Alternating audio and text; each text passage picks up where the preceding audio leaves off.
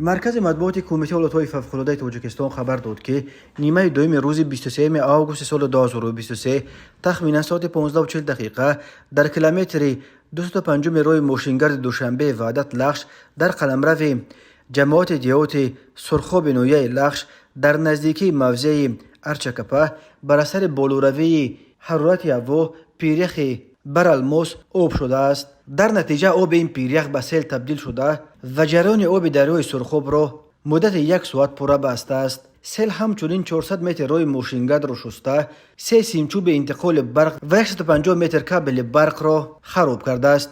کمیته ولایت‌های فوق‌العاده گفت برای برطرف نمودن پیامدهای این آفت طبیعی تکنیک جلب کرده شده است و برقرارسازی عاقبت‌های سیل ادامه دارد. به اطلاع این نهاد صبح روز 24 آگوست سال 2023 راه دوشنبه وحدت لخش نیز بسته بود.